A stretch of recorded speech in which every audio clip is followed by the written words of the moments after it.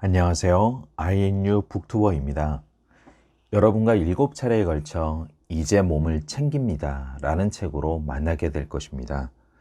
저는 오랫동안 마음에 대해 공부하고 삶에 적용해 오면서 몸을 올바르게 알고 챙기는 것의 필요성을 느껴 이 책을 읽고 여러분과 나누고 싶었습니다. 그럼 본격적으로 책으로 들어가 보겠습니다. 책 제목 이제 몸을 챙깁니다. 소제목 바디풀니스 진정한 나로 살기 위한 첫걸음. 지은이 문요한, 편행곳 해냄 출판사. 우선 지은이 소개부터 드리겠습니다. 문요한, 정신과 의사이자 작가.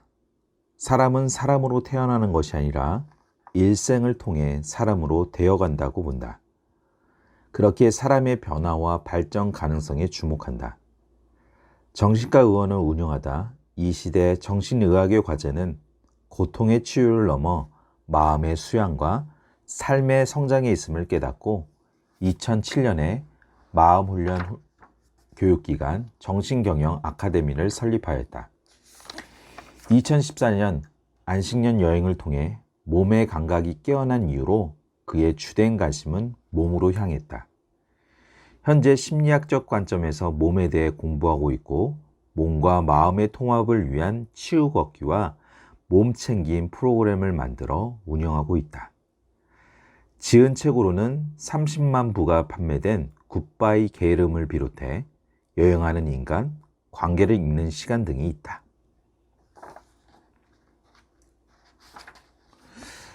프롤로그 몸과 함께 살아가는 삶으로. 오래전 일입니다. 처음으로 정신과 의원을 개원하고 얼마 되지 않아 정신건강 관련 강의를 나간 적이 있습니다. 시민을 대상으로 한 강의는 처음이라 잔뜩 긴장했습니다. 분위기를 부드럽게 할 마음으로 청중에게 질문을 던졌습니다. 마음이 어디에 있습니까? 마음이 힘들거나 아프면 머리도 무겁지만 팔다리에 힘이 없고 어깨가 처집니다. 입맛도 없고 가슴도 답답하며 눈도 뜨고 싶지 않습니다. 마음이 이렇게 온몸에 있다는 것을 우리는 실제 몸으로 느끼고 사는데 마음이 머리에만 있다니요. 그 시절에 저는 마음이 몸과 별가라고 생각했고 몸은 뇌의 통제를 받는 부속기관 정도로 여겼습니다. 그렇게 생각했으니 몸에 대해서는 기본적인 관심조차 갖지 않았습니다.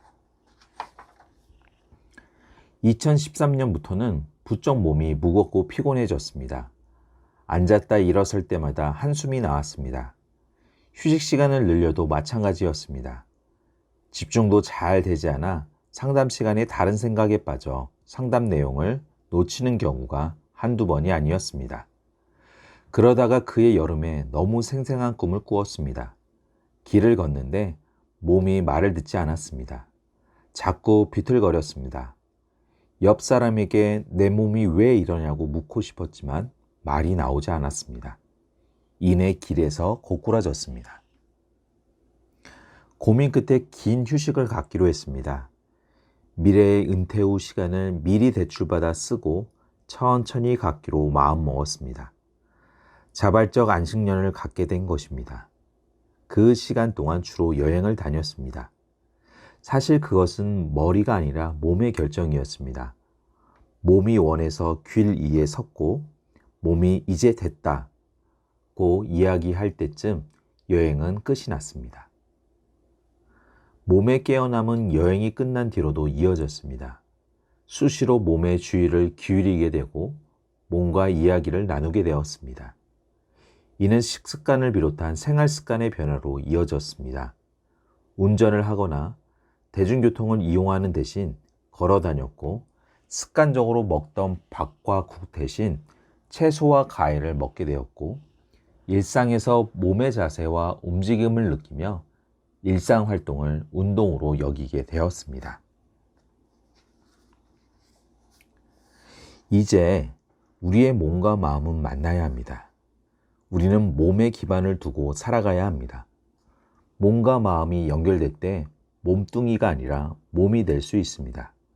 그것이 동물의 몸뚱이와 다른 인간의 몸입니다. 이를 위해 우리는 일상에서 몸을 챙겨야 합니다. 그것이 이 책의 주제입니다. 다만 이 책에서 말하는 몸 챙김은 건강을 챙기는 것을 넘어섭니다. 몸과 함께 살아가는 것을 말합니다. 이 몸 챙김이라는 말 속에는 몸 존중, 몸 자각, 그리고 몸 돌봄의 세 가지 의미가 담겨 있습니다. 한마디로 몸 챙김이란 순간순간 따뜻한 주의를 몸에 기울이는 것을 말합니다. 내 몸을 삶의 동반자로 여기고 일상생활 속에서 내 몸이 어떻게 느끼고 무엇을 경험하는지를 잘 알아차려 몸에 기반하여 살아가는 것입니다. 그렇다고 마음이 중요하지 않다는 의미가 아닙니다. 이 책에서 말하는 몸은 마음의 상대어가 아니라 마음이 깃든 몸이기 때문입니다. 그에 비해 몸 챙김의 상대어인 몸 놓침은 마음이 깃들지 않은 몸이라는 뜻입니다. 즉, 몸을 느끼지 못하며 살아가는 것을 말합니다. 이 책에서도 편의상 몸과 마음을 구분해서 사용할 때가 있지만 사실 우리의 마음은 온몸에 걸쳐 있습니다. 우리는 당연히 뇌를 두개골 안의 신경 조직이라고 생각하지만 뇌는 온몸 구석구석에 퍼져 있습니다. 몸, 뇌, 마음이라는 말은 인간을 보다 잘 이해하기 위해 구분한 것일 뿐 실제로는 통합적으로 기능하고 있습니다. 다음은 이 책의 차례입니다. 1. 지금 당신의 몸은 어디에 있나요? 2. 순간순간 따뜻한 주의를 몸에 기울이기. 3. 마음의 고통에 대한 응급처치는 몸을 돌보는 것. 4. 일상에서 몸에 귀 기울이며 생활하기. 5. 몸을 자각하며 움직이기. 6. 오늘부터 내 몸을 존중하기. 7. 몸이 깨어나면 삶이 깨어납니다. 이렇게 7가지 소주제별로 나누어 책을 요약하고 제가 책을 통해 여러분과 생각해 볼 것을 질문으로 던져볼 것입니다. 그럼 제1소주제인 지금 당신의 몸은 어디에 있나요로 들어가 보겠습니다.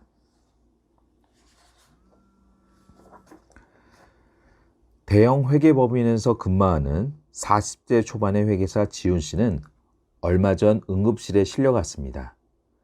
팀원들과 회식을 끝내고 일어서는데 머리가 핑 돌며 정신을 잃고 쓰러졌습니다. 지훈 씨는 심한 빈혈 상태였는데 입원을 해서 수혈을 받아야 할 정도였습니다. 빈혈의 원인은 위궤양으로 인한 만성 출혈이었습니다. 아니, 몸이 이렇게 될 때까지 도대체 나는 뭘 하고 있었던 거지? 생각해보니 종종 소화도 잘 되지 않고 한 번씩 명치 쪽이 쓰리듯 아팠습니다. 최근 들어서는 종종 일어설 때는 어지러움도 느꼈습니다. 그러나 그 정도는 직장생활하는 사람들이라면 누구나 달고 사는 위장병과 피곤함이라고 생각했습니다. 또한 아직 40대 초반이니 건강에 문제가 없을 거라고 생각했습니다. 돌아보니 자신이 몸에게 화를 낼 것이 아니라 몸이 자신에게 화를 내야 하는 상황이었습니다. 정말 몸을 혹사시켰다는 생각이 들었습니다. 그는 자신이 나쁜 마부처럼 느껴졌습니다. 좋은 마부는 말이 짊어질 수 있는 적당한 짐을 실어 나르게 하고 말의 상태를 잘 살펴가며 말이 잘 쉬고 잘 먹도록 합니다. 자신의 생계를 책임지는 말이 고맙기 때문에 한 생명으로 대하고 잘 보살핍니다. 그러나 나쁜 마무는 눈앞의 이익에 욕심을 냅니다. 말에게 적절한 양보다 늘 더 많은 짐을 실어 나르게 하고 먹이나 휴식조차 제대로 주지 않고 일을 시킵니다. 당장 몇 푼의 돈이라도 더 벌기 위해서입니다.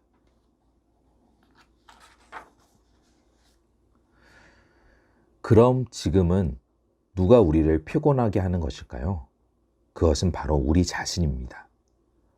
억압이 외부에서 주어질 때와 달리 내부에서 주어지면 착취는 더욱 심해집니다. 자신을 위해서 한다고 생각하기 때문입니다. 에너지가 고갈된 줄도 모르고 더욱 열심히 합니다. 그 끝은 무엇일까요? 질병 아니면 소진입니다. 소진이라는 말은 다 써서 없어짐을 뜻합니다. 여기서 다 썼다는 것은 비상사태를 위해 꼭 남겨둬야 할 여분의 에너지까지 바닥이 난 상태를 말합니다. 자동차로 이야기하면 주유 경고등이 들어온 뒤에도 계속해서 운전하다 차가 멈춰서 버린 것입니다. 피로가 해소되지 않으면 피곤이 되고 피곤이 해소되지 않으면 어느 순간 소진이 찾아옵니다. 소진은 단지 에너지의 고갈만을 의미하는 것이 아닙니다. 긴장과 이완, 일과 휴식, 피로와 활기 등 우리 몸의 고유한 생체 리듬이 완전히 붕괴된 것을 의미합니다. 우리 몸은 자체적으로 회복과 치유의 기능을 가지고 있지만 그 리듬이 완전히 고장난 상태가 바로 소진입니다. 소진이 되면 아무리 쉬어도 쉰 것 같지도 않고 뭘 해도 피곤하게 느껴집니다. 자기 착지의 끝이 바로 소진인 셈입니다. 여러분은 어떻습니까? 돌연사는 정말 갑작스럽게 찾아오는 것일까요? 실제 돌연사 중에는 아무런 사전 증상이 없이 갑작스럽게 심장이 멎는 경우도 있지만 절반 이상은 사전에 경고 증상이 있습니다. 많은 이들이 일상생활 중에 가슴이 크게 답답하거나 아픈 증상을 겪습니다. 그렇게 보면 이러한 몸의 소리에 귀를 기울이면 충분히 예방할 수 있는 경우가 꽤 있습니다. 우리 몸은 하루아침에 망가지지 않습니다. 자각 증상이 전혀 없이 죽는 경우는 예외적인 경우이고 대부분의 큰 병은 오기 전에 크고 작은 경고 신호가 있게 마련입니다. 그런데 생각보다 많은 사람들이 이러한 몸의 신호를 무시합니다. 별거 아닐 거야 라고 몸의 신호를 차단하는 것입니다.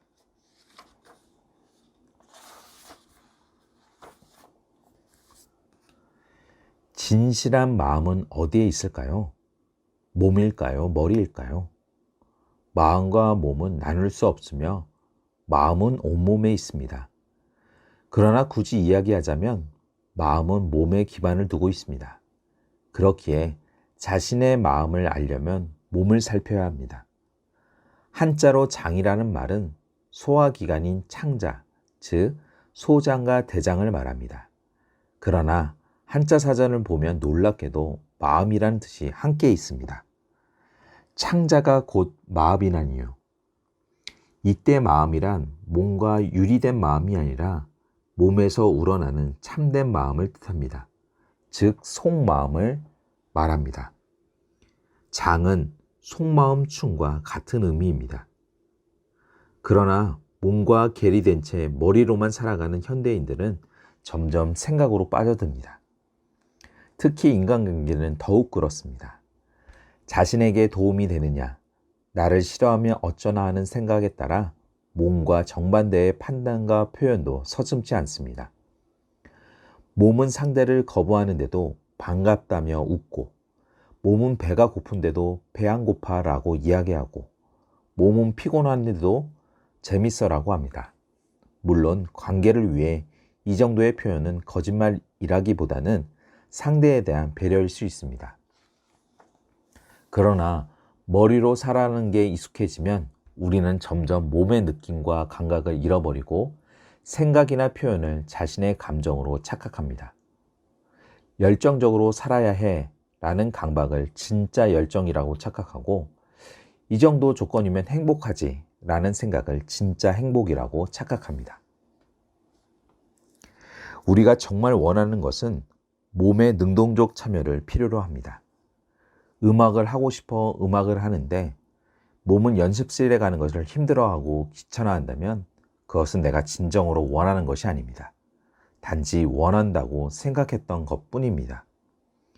몸에 기반을 두고 몸과 머리가 조화를 이루면 자연스럽고 에너지가 흐르지만 머리가 앞장서서 몸을 끌고 가면 우리 내면은 뒤죽박죽되기 쉽습니다. 왜 자신의 욕구를 잘 모를까요? 그것은 사회생활을 하는 동안 자신의 감정과 욕구를 감춰왔기 때문입니다. 특히 직장인들은 속마음을 감추고 표정을 관리하며 사는 게 습관이 되어 있습니다. 이러한 감정의 억압은 몸의 억압을 통해 이루어집니다. 몸으로 전해오는 감정의 신호들, 즉 신체 감각을 차단해야 하기 때문입니다. 그러므로 감정 억압이 큰 사람들일수록 신체 감각을 지각하는 능력이 떨어져 있습니다. 이들은 호흡이나 심박동의 변화, 근육의 긴장, 몸의 열감 등 신체의 변화를 잘 느끼지 못하기에 자신의 감정을 잘 인지하지도 분류하지도 못합니다. 어른이 되면서 잃어버린 것은 많습니다. 그 중에 하나는 몸입니다. 우리는 매일 몸과 함께 살아가지만 특별히 아플 때를 제외하면 몸의 존재를 잊고 살아갑니다. 내 몸이 어떤 자세로 있고 어떻게 움직이고 있는지 느끼지 못합니다. 특히 어릴 때 몸이 약하거나 운동을 못하거나 외모에 대한 콤플렉스가 심한 사람은 더욱 몸의 감각이 떨어집니다. 우리들이 배우는 어떤 교육에도 몸을 느끼고 존중하는 내용이 없습니다. 머리로 살아가는 것만을 가르칩니다. 그렇기에 이 사회에서 몸을 잘 느끼지 못하는 것은 이상한 일이 아니라 자연스러운 일입니다. 결국 우리는 어릴 때부터 몸과 함께 살아가지 못합니다. 그리고 그것을 알지 못한 채 어른이 됩니다. 여러분은 가장 행복한 순간이 언제였나요? 한번 떠올려 보시죠. 오랜 진통 끝에 아이를 품에 안았을 때요. 사랑하는 사람과 100일 여행을 갔던 그날의 모든 시간들이요. 영어 말하기 경연대회에서 최우수상을 받았을 때요. 그 순간들은 다 다르지만 어떤 공통점이 있습니다. 모두 가슴이 부풀어 오르고 온몸이 따뜻해지고 마치 중력을 거슬러 날아오를 듯이 기뻤다고 이야기합니다. 몸으로 행복을 느꼈고 그 경험 자체에서 기쁨을 느꼈습니다. 진실한 삶은 몸에 기반을 둡니다. 표정은 굳어지고 눈에 힘이 들어가고 얼굴에 열감이 올라오는데도 괜찮아, 화 안 났어라고 이야기하는 것은 거짓된 마음입니다. 나는 지금 행복합니다 라고 이야기할 때 미소가 흘러나오거나 몸에 따뜻한 기운이 느껴지는 듯 몸에 느낌이 없다면 사실 이는 진짜 행복이 아닐 수 있습니다. 지금 나 정도면 행복한 거지 라는 생각일지 모릅니다. 이처럼 우리가 느끼는 즐거움과 슬픔, 행복과 불행에는 몸의 참여가 있습니다. 현대인들이 지금 주의력에 심각한 문제를 느끼는 것은 이성의 뇌인 전두엽이 과잉 활성화되어 있기 때문입니다. 생각이 너무 많은 것입니다. 태아 때부터 시작된 과도한 인지 자극은 결국 생각의 과잉을 불러일으켜 우리를 지금 여기에 머물 수 없도록 만듭니다. 생각의 과잉으로 인해 우리의 몸과 마음은 함께 있을 수 없습니다. 일을 할 때는 놀 생각을 하고 놀 때는 일 생각을 하는 것처럼 우리의 몸과 마음은 따로 놀고 있습니다. 그렇기에 동명의 원작 소설을 영화한 히라빈 조르바에서 조르바 역을 맡은 앤서니 킨이 주인공 버질에게 한 말은 오히려 지금 우리들에게 더 유효합니다. 당신은 너무 생각해요. 당신은 너무 많이 생각해요.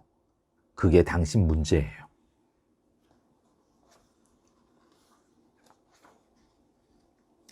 실제 우울증 환자들의 경우는 깨어있는 시간의 30에서 50% 동안 집중을 하지 못하고 끊임없이 다른 생각에 빠지는 것으로 조사되고 있습니다.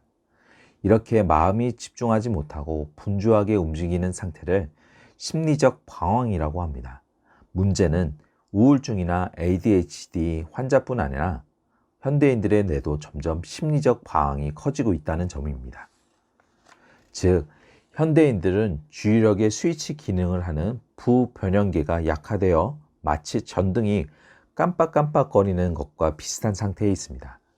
그로 인해 마음이 끊임없이 방황하고 몸과 머리가 따로 놀고 감정과 이성이 조화를 이루지 못하는 상태에 있습니다.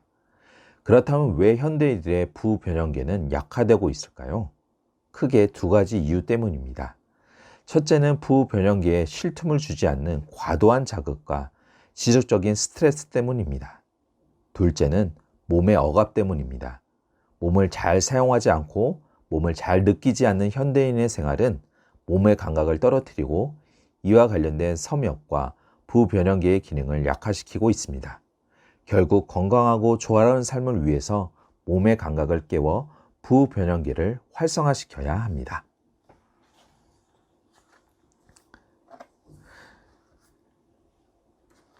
이상으로 제1소 주제에 대한 내용을 요약해서 낭독하였습니다. 그럼 끝으로 여러분과 나누고 싶은 생각거리는 다음과 같습니다. 1. 여러분은 자신의 몸에 대해 어떤 마부입니까? 2. 여러분은 자신의 몸에 좋은 마부가 되기 위해 일상에서 어떻게 해야 할까요? 3. 여러분은 몸의 소진을 경험한 적이 있습니까? 그리고 그것을 어떻게 경험했습니까? 4. 여러분은 몸의 소진을 어떻게 알아차리고 미리 예방하시겠습니까? 5. 여러분은 요즘 어떤 몸의 경고 신호를 느끼고 있습니까? 6. 여러분이 몸의 경고 신호를 알아차리기 위해 무엇을 하고 있습니까? 7. 여러분은 자신의 몸을 사랑하고 돌보며 긍정적인 메시지를 보내고 있습니까? 8. 여러분은 몸의 욕구를 느끼며 자신이 실제로 원하는 것을 알아차리고 있습니까?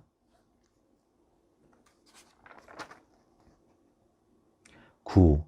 여러분은 요즘 너무 많이 생각하고 있습니까? 한 주 동안 9가지 생각거리에 대해 저와 함께 자문해 봤으면 합니다. 실제 책을 구독해서 보신다면 여러분은 더 유익한 정보를 얻을 수 있을 것입니다.